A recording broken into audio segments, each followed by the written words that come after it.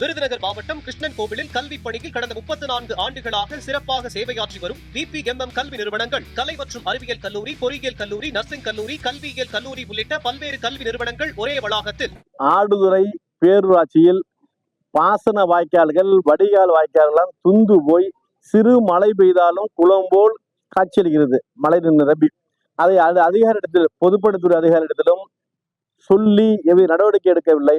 குறிப்பாக ஆடுதுறை டு ஆவணாபுரம் மஞ்சம்பள்ளி சாலை, ஆடுதுறை பேருந்து நிலையத்தில் உள்ள சாலையை ஒட்டியுள்ள மழைநீர் வடிகால் வாய்க்கால்கள் இடிக்கப்பட்டு 4 ஆண்டுகள் மேலாகியும் நெடுஞ்சாலைத்துறை அதிகாரிகளும் பொதுப்பணித்துறை அதிகாரிகளும் எவ்வித நடவடிக்கை எடுக்கவில்லை. பல முறை சொல்லி எடுக்கவில்லை.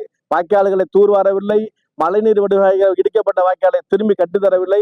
அதனால் பள்ளி மாணவர்கள், மாணவிகள், அரசு அதிகாரிகள், பொதுமக்கள் எல்லாம் பெருத்து இடைவெளிக்கு ஆளான காரணத்தினால், நாங்கள் சொல்லி செய்யாத காரணத்தினால், பல முறை தகவல் அனுப்பி கேட்காத காரணத்தினால் அதிகாரிகளோட அலட்சிய போக்கை கண்டித்து பொதுப்பணித்துறை அலுவலகம், நெடுஞ்சாலைத்துறை அலுவலகத்திற்கு பூட்டு போடு போராட்டம் வருகின்ற 12ஆம் தேதி அறிவித்திருந்தோம்.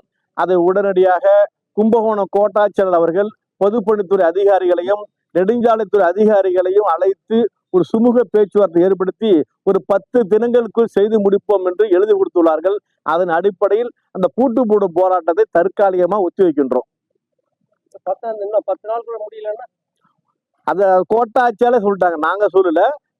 பேச்சுவார்த்தை நடத்தின கோட்டாட்சியாளரே 10 நாட்களுக்கு செய்யலன்னா அவர் நேரம் பூட்டை தூக்கிட்டு இங்க வந்துருவாங்கப்போ அதுக்குள்ள முடிங்கன்னு சொல்லிட்டாங்க. அவங்க செய்யலன்னா உறுதியா பூட்டு போடும் போராட்டம் நிச்சயம் நடத்துவோம்.